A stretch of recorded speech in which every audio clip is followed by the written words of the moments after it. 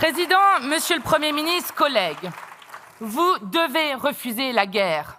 La France doit parler haut et fort, que sa voix cesse d'être couverte par les bruits des bombes, mais vos atermoiements ont rendu la position de notre pays inaudible.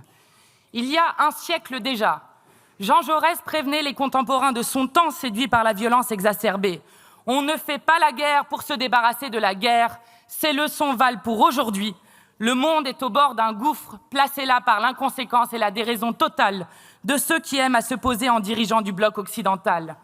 Il fut un temps où l'obsession de la diplomatie française n'était pas de plaire aux seuls occidentaux incapables de comprendre les transformations en cours, mais de parler au monde entier.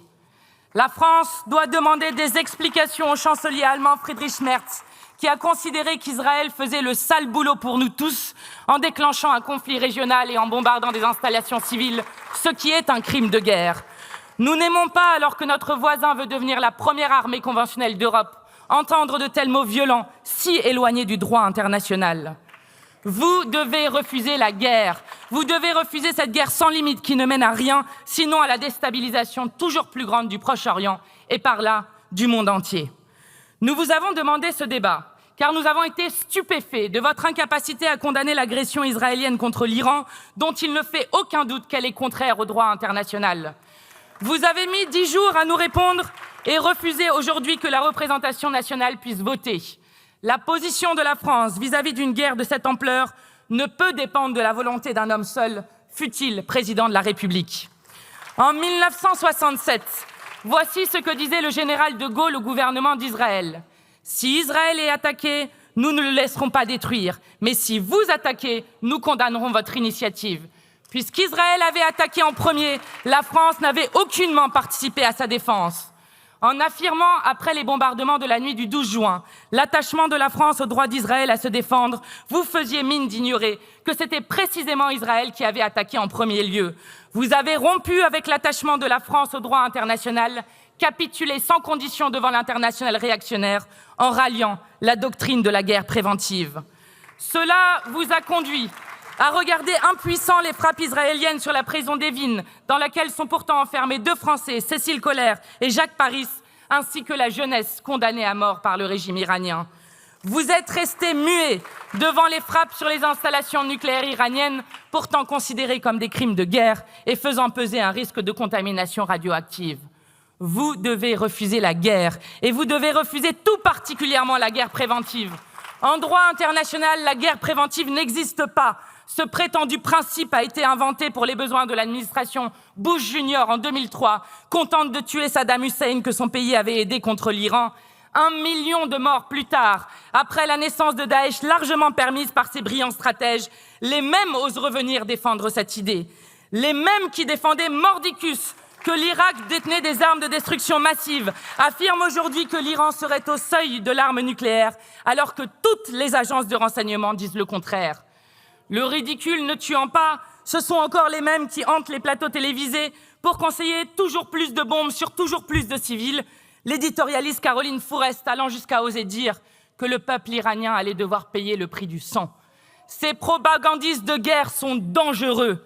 La guerre, ils la vendent, mais ils ne la font jamais. C'est bien commode. Quand Bernard-Henri Lévy proclame « Je le dis de tout mon cœur, merci président Trump, merci pour Israël » au lendemain des bombardements états-uniens des installations nucléaires, comment ne pas se souvenir qu'en 2003, il disait « Attaquer Saddam Hussein, oui, bien sûr ». Quand Marine Le Pen dit que les frappes américaines doivent être saluées, quand un député macroniste affirme qu'évidemment ces frappes sont utiles pour la paix et pour la sécurité du monde, comment ne pas penser aux tribunes de 2003, célébrant le lendemain même l'invasion de l'Irak dans le journal Le Monde. Les amis des bombes sont toujours les mêmes, eux qui pensent que la guerre est une abstraction et qu'elle ne leur tombera jamais dessus. La guerre préventive, c'est la fin de tout le droit international. Vous pouvez faire la guerre tout le temps, partout, car il y a toujours des raisons de penser que l'on puisse être menacé. Et voici donc les États-Unis d'Amérique de Trump, la Russie de Poutine et Israël de Netanyahou qui dansent ensemble le ballet infernal de la guerre préventive. Vous devez refuser la guerre, car contrairement à ce que vous répétez, Monsieur le Premier ministre, la question posée n'est pas celle de la nature du régime iranien. Détestable, le régime iranien l'est assurément. Et nous avons soutenu, comme nous continuons à le faire, le mouvement qui a entonné « Femmes, vie, liberté ». Ce mouvement chantait la vie et ce que le génocidaire Netanyahou lui apporte, ce sont des bombes. L'opposition iranienne, dont vous saluiez le combat lorsque cela vous arrangeait hier, vous le dit aujourd'hui. La libération du peuple iranien ne viendra certainement pas d'un gouvernement d'extrême droite en train de commettre un génocide à Gaza. Non, la question qui est posée n'est pas celle du régime des ayatollahs, c'est celle de savoir si la France se place du côté de la guerre totale ou du côté du combat pour la paix. Vous devez refuser la guerre et refuser les va-t-en-guerre sanguinaires qui prétendent dessiner un nouvel ordre mondial. Ainsi, le Premier ministre israélien a-t-il déclaré « J'ai dit qu'on allait changer la face du Moyen-Orient et maintenant je dis « Nous changeons la face du monde ». Que pensez-vous de ces déclarations? Vous devez refuser la guerre car c'est bien le sort du monde qui est en jeu. Alors que nous célébrons demain les 80 ans de l'ONU, c'est au sein de cette instance qu'aurait dû se décider le cessez-le-feu. La France aurait pu y défendre la proposition d'intérêt général de dénucléariser la région. Non, à la place, la France sous Macron est devenue le laquais de Netanyahou et de Trump. La même semaine où les États-Unis violent le droit international, vous signez docilement sous l'égide de l'OTAN l'augmentation de notre budget militaire à 5% du PIB.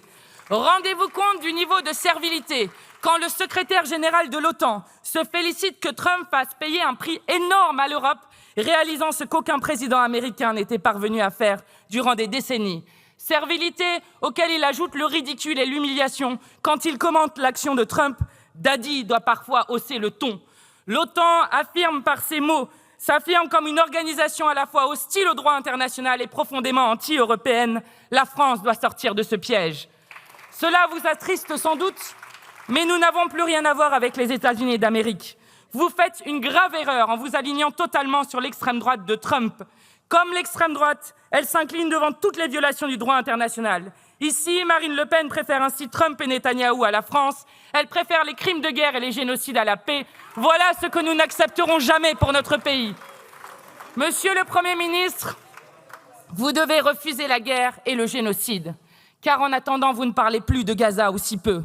Voilà un objectif de guerre réelle atteint par Netanyahou. Après l'Iran, il annonce qu'il va de nouveau se concentrer sur Gaza, donc poursuivre le génocide et le projet de déporter les Palestiniens. 20 mois de génocide, plus de 55 000 Palestiniens tués, plus de 130 000 blessés, tant et tant d'enfants estropiés. Vous ne faites rien. Tous les jours, des Palestiniens tués par balle ou par obus, alors qu'ils cherchent juste à obtenir de la nourriture. Vous ne faites toujours rien. Même lorsque le dernier choix laissé aux Palestiniens est insoutenable, mourir de la famine utilisée comme arme de guerre ou mourir dans les pièges mortels de la distribution alimentaire.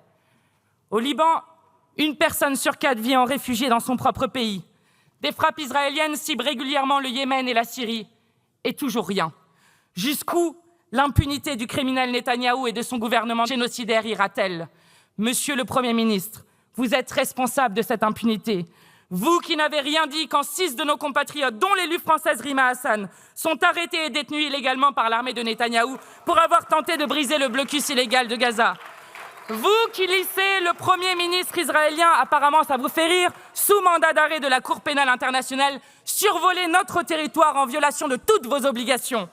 Vous qui livrez un flux continu d'armes vers un régime génocidaire.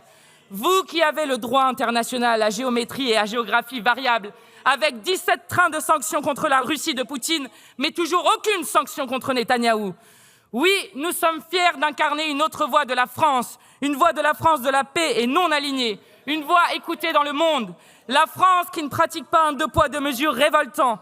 La France qui reconnaît immédiatement l'État de Palestine sans tergiverser. La France qui manifeste aux côtés des peuples du monde pour exiger embargo sur les armes et suspension de l'accord d'association Union européenne-Israël. La France qui ne s'était pas face à un génocide, mais qui le combat. La France qui réaffirme que toutes les vies se valent, toutes, sans exception. Nous refuserons la guerre comme l'économie de guerre qui donne pour seul horizon de sacrifier nos services publics sur l'autel d'objectifs et d'intérêts qui ne sont pas les nôtres. En 2003, la France a été fière de la parole qu'elle a portée aux Nations Unies, lorsque nous avons dit non à la boucherie décidée par Bush Junior, et comme nous avions eu raison. Vous n'êtes pas à la hauteur de cette histoire commune. Laissez l'Assemblée décider pour la France.